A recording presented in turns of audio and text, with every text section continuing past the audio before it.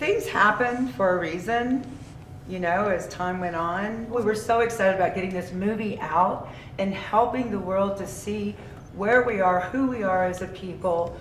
We are cool, fun, deaf people to begin with.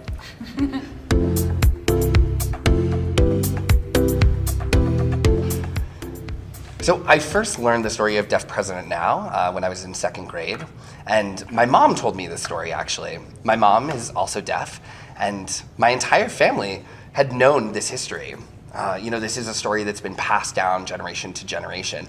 Not so much an oral history, if you will, but sort of one on the hands. And the protest is incredibly well known within our world, but the hearing world doesn't know anything about the most important civil rights moment in our history. And this protest really is about 4 incredible student leaders sat with me here who led the way. Gallaudet University had finally received a deaf president after 124 years of hearing paternalism due to their efforts. It's surprising that I didn't know about it because I grew up in Washington, D.C., miles away from Gallaudet. I knew about Gallaudet, but I never knew about the protests. And so when Nyle brought the idea to my company, I was like, oh, that's incredible. And we have to tell this story to the world because these 4 people were teenagers. And in this moment where it could have gone good or bad, it was these 4 teenagers who said, we believe in collective action and we're gonna fight for our rights. It was actually quite easy to convince them. I'm incredibly lucky. When approaching them about this story, I certainly was not the first. They had been approached many times before me. But when I was able to reach out to them, they all told me, you're the first deaf person to ask us to make a film about this. And I think that's what made it much easier for them to say yes. Thank God. And anything for Nyle as well. Right. He's a model. Honestly. A model citizen.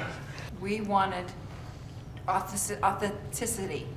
We want to make sure that it was very clear. Also, we want to make it clear that we did not want our characters or our we didn't want any movie drama or anything altered from this.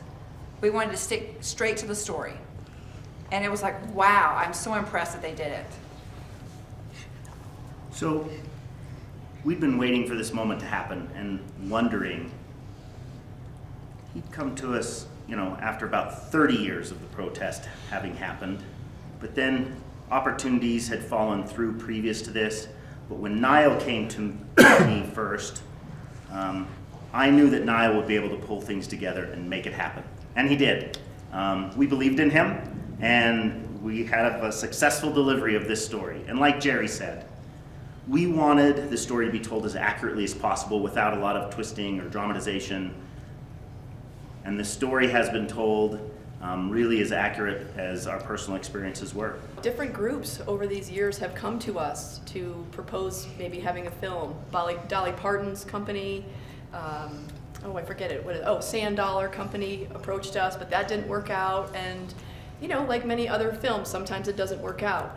But, back in the day, they said, well, maybe we will create this, pointing to me, having sex with a police officer during the protest, and then making someone else be a druggie, and then we could get busted and things like that. And at that time, we said, wait a minute, no.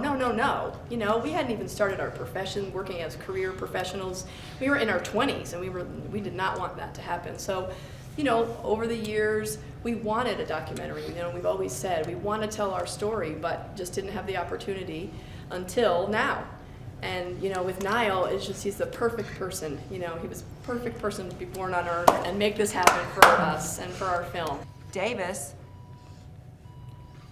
he was relentless. Just kept asking questions to try to pull things out of me because some things I had kind of forgotten. We're talking about 34 years ago. So I was like, wow.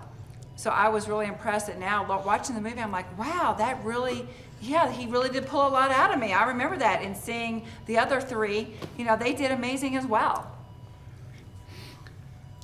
Parts of the story were surprising. So how naive I was. And looking back, I really was a kid. But then realizing how I made it through without any handler at the time, you know, and it worked out. So I think that we recognized what we thought of each other at the time as well, and like, oh, that was a reminder that what we thought of each other at the time, there were little everyday nuances that at the moment we set aside for the bigger and greater work, the greater cause that we were unified for. Deaf President Now is representative of deaf people in the fact that we have diversity within our community, we have a whole ecosystem of people, we have greater goals though that join us together. And those little disagreements, what we think of each other, those little dislikes can be set aside for us to come together as a community for one cause. The story of Deaf President Now, I feel, is so much for the deaf community. I think it's very important for us to get this history correct. You know, I want this story to be told in the most authentic light. And while it's something that most deaf people know and have experienced, it's something that is important for us to respect. But at the same time, I want this to re-inspire my community. That's very key.